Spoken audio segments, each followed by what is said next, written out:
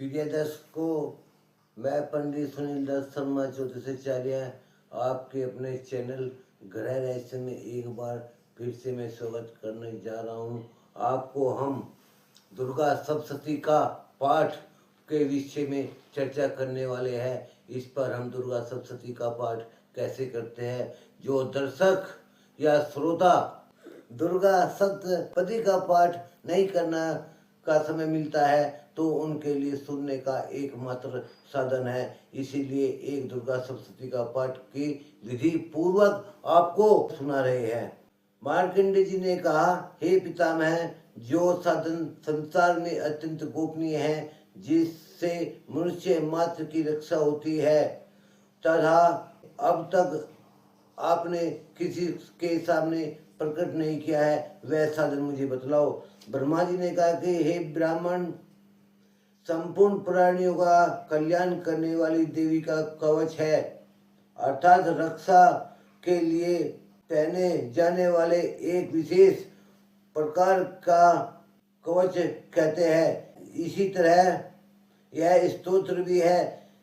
इसके पाठ से साधन सर्वदा सुरक्षित रहता है, जो अत्यंत गोपनीय है। हे महामुनि, उसे सुनिए।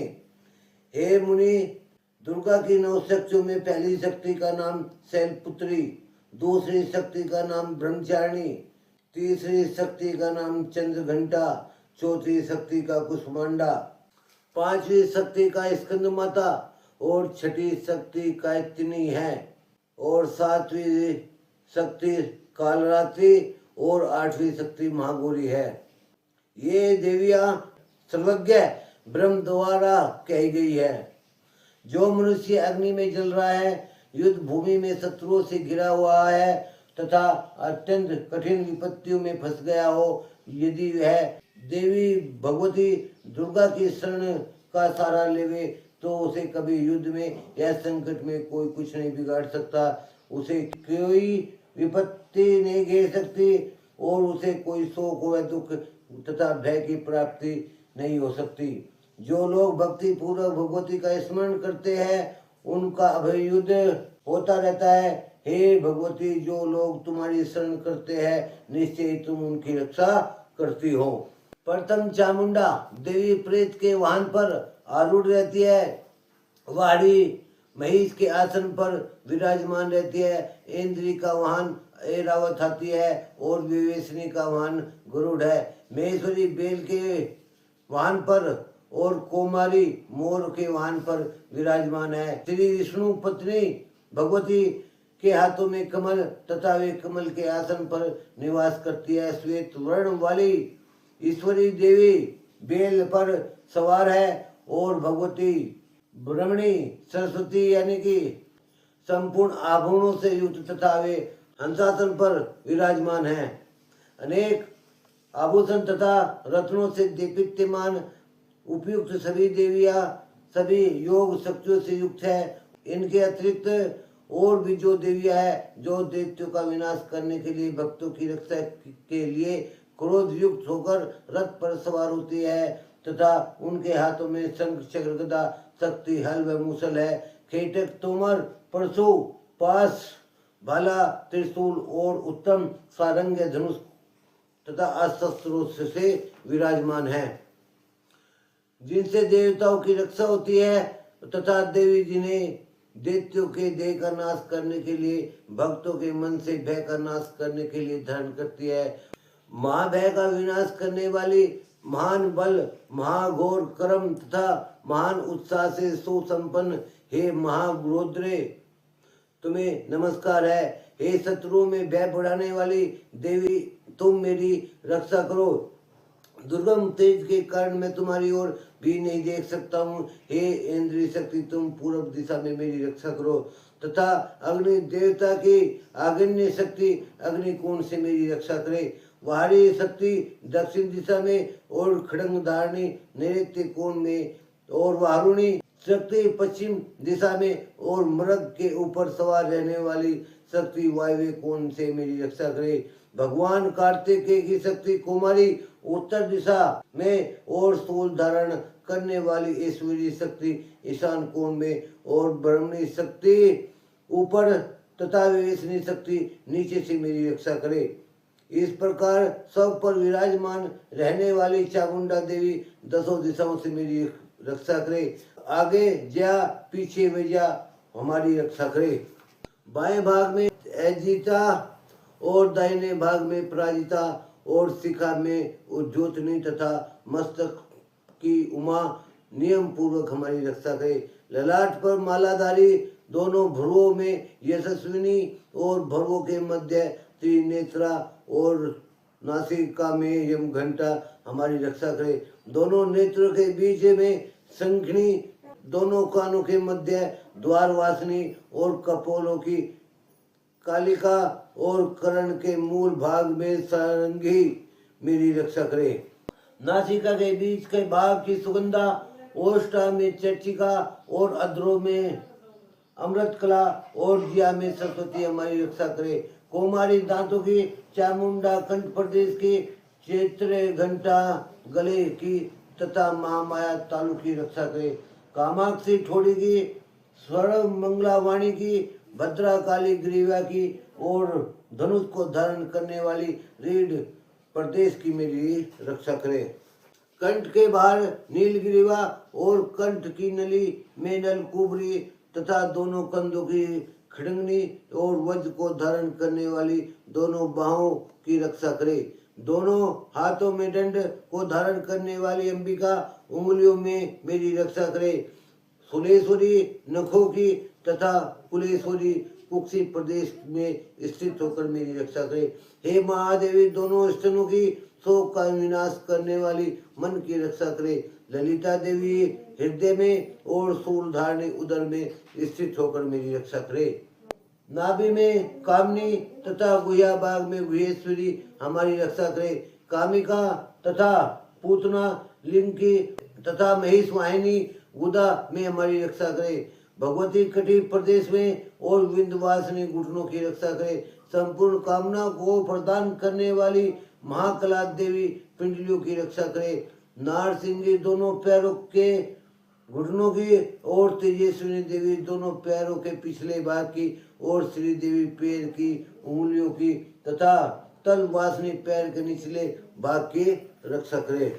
दृष्टा कराली नखों की, उर्ध केसनी देवी केश की और कावेरी देवी रोमावली के छिद्रों में तथा वागेश्वरी हमारी त्वचा की रक्षा करे।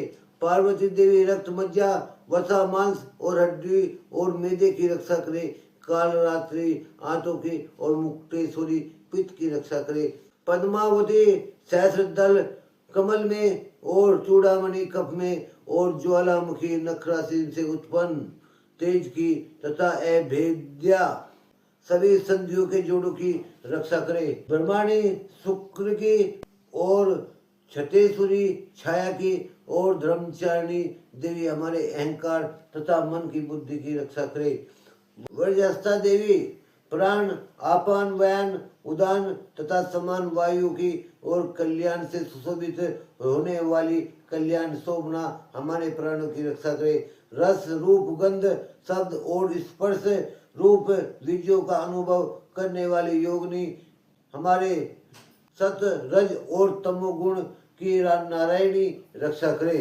बाहरी आयु की, विवेचनी धर्म की, चक्रेणी यश और कीर्ति की और लक्ष्मी धन और विद्या की रक्षा करे। इंद्राणी तुम मेरे कुल की तथा हे चंडी के तुम हमारे पशुओं की रक्षा करे।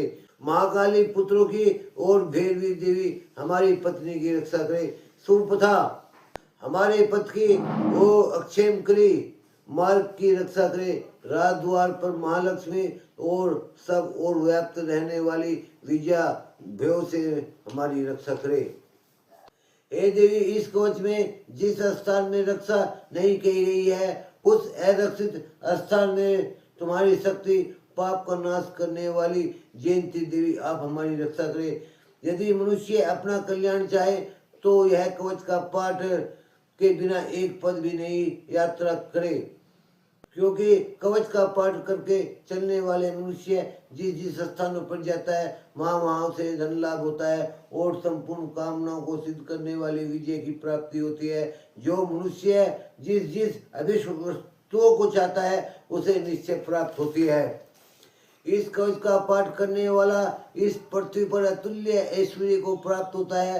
वह किसी से नहीं डरता, युद्ध में कोई उसे हरा नहीं सकता, तीनों लोकों में उसकी पूजा होती है। यह देवी का कवच देवताओं के लिए अत्यंत दुर्लभ है। जो मनुष्य तीनों संध्याओं में श्रद्धा पूर्वक इस कवच का पाठ करता है दूसरे देवी कला की प्राप्ति होती है। तीनों लोकों में उसे कोई नहीं जीत सकता। उस मनुष्य की अब मृत्यु नहीं होती, वह 100 वर्षों तक जीवित रहता है। इस कवच का पाठ करने से रोग आदि सभी नष्ट होते हैं। स्थावर विष, जंगम विष, कृत्रिम विष, सभी प्रकार के विष नष्ट हो जाते हैं।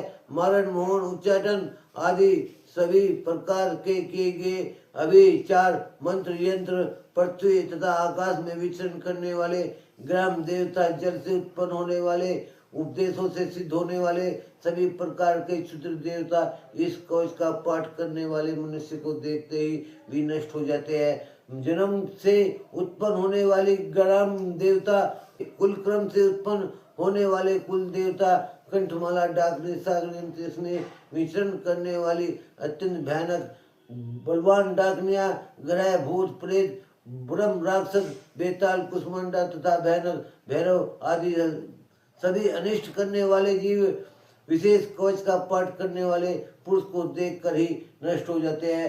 कवचधारी पुरुष को राजा के समान सम्मान की प्राप्ति होती है। यह कवच मनुष्य की तेज में वृद्धि करने वाला और कवच का पाठ करने वाला पुरुष पृथ्वी पर अपनी कीर्ति से सुशोभित होता है और अपनी कीर्ति के साथ नित्य अभियुद्ध को प्राप्त होता है। जो मनुष्य इस कवच का पाठ कर सप्तशती का पाठ करता है उसके पुत्र पौत्र संतति पृथ्वी जब तक विद्वान रहती है तब तक उसके कुल में वृद्धि होती रहती है। जब तक पहाड़, वन, कानन और कानन से युक्त पृथ्वी टिकी हुई है जब तक उसके कुल की रक्षा होती है। दुर्गा सप्तशती का पाठ करने वाले मनुष्य मरने के बाद माँ माया की कृपा से देवताओं के लिए जो अत्यंत दुर्लभ स्थान है उसको प्राप्त कर लेता है और उत्तम रूप से शिव जी के साथ आनंद के साथ निवास करता है। प्रिय दर्शक, ये मैंने आपको दुर्गा सप्तशती का कवच का पाठ बताया है। इसका कवच का पाठ करने से बहुत अत्यधिक लाभ होता है और मैं पंडित सुनील दास शर्मा ज्योतिषाचार्य आपसे निवेदन करता है कि चैनल को अवश्य सब्सक्राइब करें, लाइक करें, शेयर करें और कमेंट अवश्य कीजिए। जो मनुष्य समय के अभाव में कवच पाठ नहीं कर सकता उसके सुनने के लिए एकमात्र साधन है। धन्यवाद। जय श्री राम।